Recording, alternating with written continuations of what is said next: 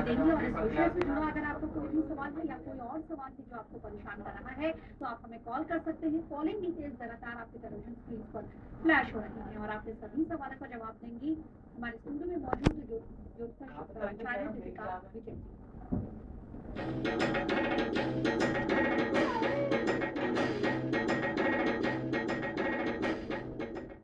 नरसिंह भगवान को विष्णु का चौथा अवतार माना जाता है। क्या हो इसका महत्व, आइए सबसे पहले ये जानते हैं। प्राचीन काल में कश्यप नामक ऋषि हुए थे जिनके अवतार है भगवान का। आखिर इस अवतार की महत्वता क्या है, उन्होंने इस रूप में क्यों अवतार लिया? ना वो आदमी थे ना जानवर थे, आखिर ऐसा अवतार क्यों लिया? जी, एक नरसिंह अवतार ही विष्णु भगवान का चौथा अवतार है जो उग्र अवतार माना जाता है। एकदम इंस्टेंट अवतार, यानी क्षण पल में उन्होंने ये अवतार लिया था अपनी भक्त को रक्षा करने के लिए।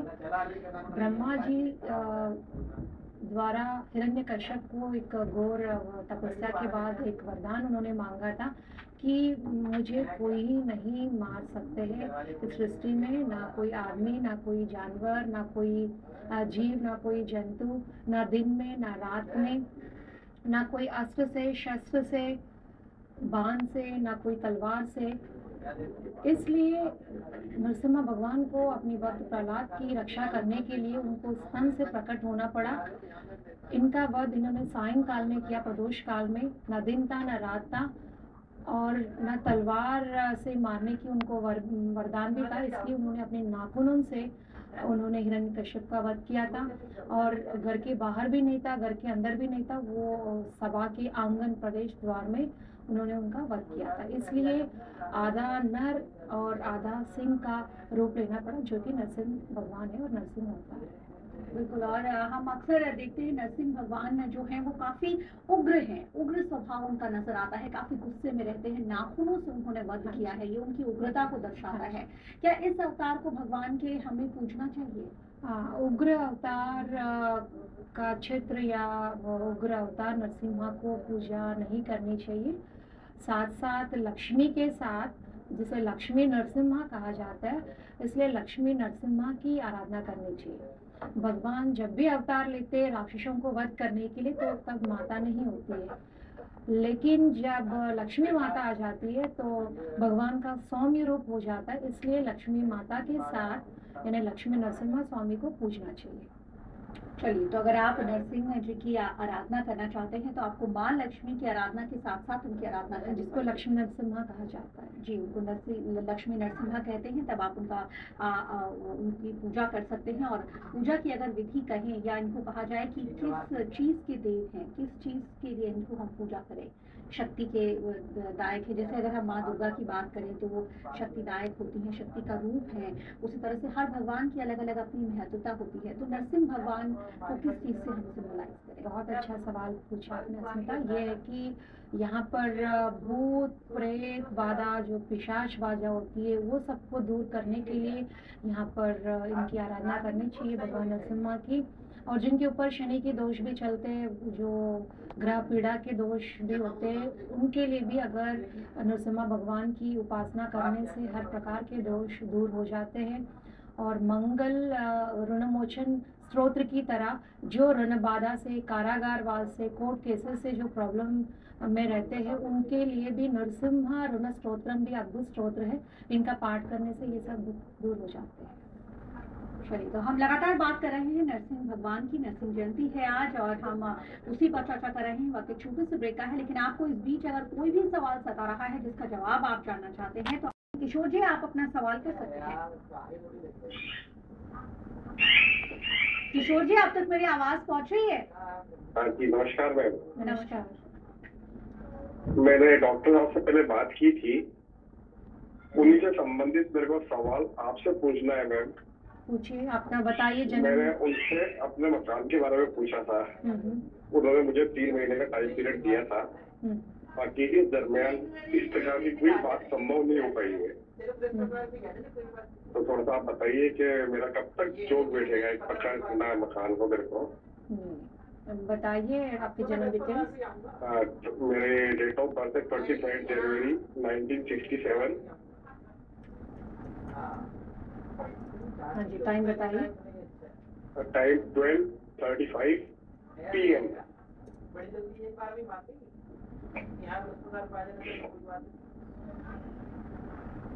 हाँ जी, अभी फिलहाल आपके ऊपर शनि की महादशा में, शुक्र की अंतर्दशा में, राहु की प्रत्यंतर दशा चल रही है।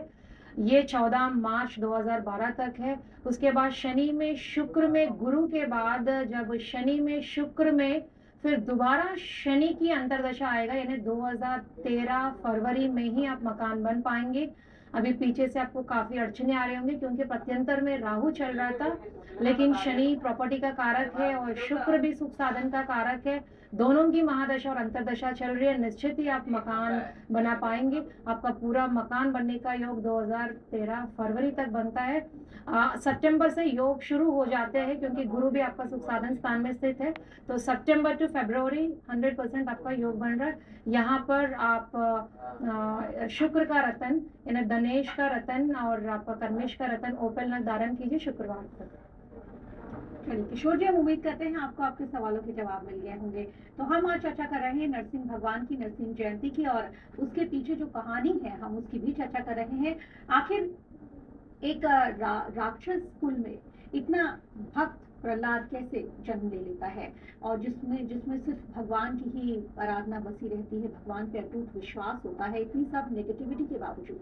जी, हिरण्यकश्यप की पत्नी थी कयातु जी। तो कयातु के घर में जब ये प्रहलाद थे तो इंद्रदेव एक बार आए और कयातु को ले जाना चाहते, क्योंकि ऑलरेडी हिरण्यकश्यप और हिरण्यक्षय जो दो भाई थे इतना देवता लोगों को तंग कर रहे थे, तो उन्होंने इनका गर्भ को नष्ट करना चाहते थे। इंद्रदेव क्योंकि वो देवों के देव राजा थे तो उनको देवों की रक्षा करना था, तो इसलिए वो कयातु को ले जाना चाहते थे। जैसे वो ले जा रहे थे वहां पर नारद महर्षि पहुंचे थे और नारद महर्षि कयातु को अपने नारद आश्रम में लेके गए थे।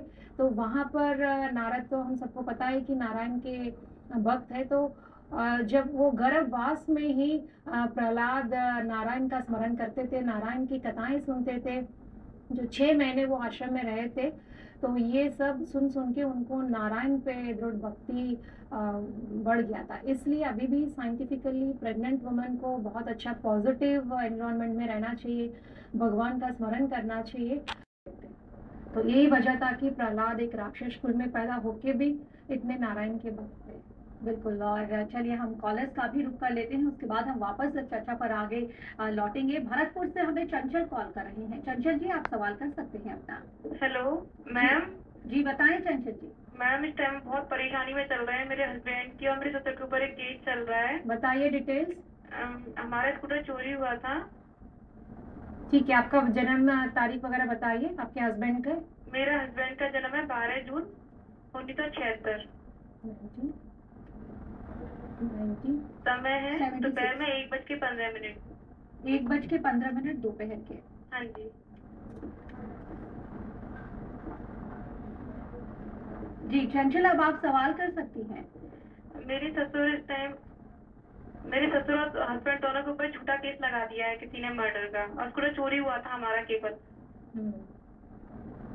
चोरी इनके घर हुई थी, लेकिन उसके बावजूद इन्हीं के पति और ससुर पे केसेस चल रहे हैं। फिलहाल थोड़ी सी प्रॉब्लम है चंचल जी, आपके पति के ऊपर 7.5 का प्रभाव शुरू हो गया है। आने वाले 2.5 साल थोड़ी सी प्रॉब्लम है। इनका शनि नीच मंगल के साथ भी स्थित है और ऊपर से चंद्र की महादशा में गुरु की अंतर्दशा चल रही है। गुरु भी इनका राहु केतु के एक्सेस में बहुत बुरी तरह से पीड़ित है, यानी गुरु भी यहाँ पर कुछ सपोर्टिव नहीं है। आप एक छोटा सा उपाय कीजिए, नरसिम्हा का कवच आप धारण करवाइए आपके पति को, और नरसिम्हा रुण स्तोत्रम का पाठ करें, जिससे आपके जितने भी एलिगेशंस और प्रॉब्लम्स है वो निश्चित ही दूर हो जाएंगे। नरसिम्हा क्षेत्र, लक्ष्मी नरसिम्हा क्षेत्र की षोड़ोपचार पूजन करके इनको पानकम का भोग लगाना बहुत विशेष है। अगर हम शास्त्र देखेंगे तो पानकम का भोग बताया हुआ है। पानकम यानी गुड़ मिश्रित पानी, उसमें थोड़ा सा इलायची डालकर अब पानकम भोग लगाया जाता है। इसके पीछे भी यही कारण है, क्योंकि उग्र रूप को शांत करने के लिए पानकम का नैवेद्य लगाया जाता है।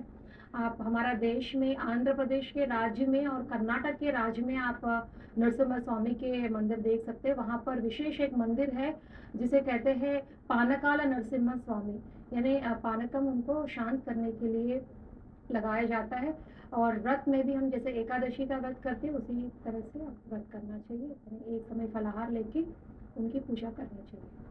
चलिए, तो भगवान के अलग अलग रूप होते हैं और नरसिंह भगवान भी उसी का ही एक अवतार है, एक रूप है जिनकी हमें आराधना करनी चाहिए। और हमारे स्टूडियो में आए दीपिका जी, आप हमारे दर्शकों को इतनी सारी बातें आपने बताई, आपका बहुत बहुत धन्यवाद। और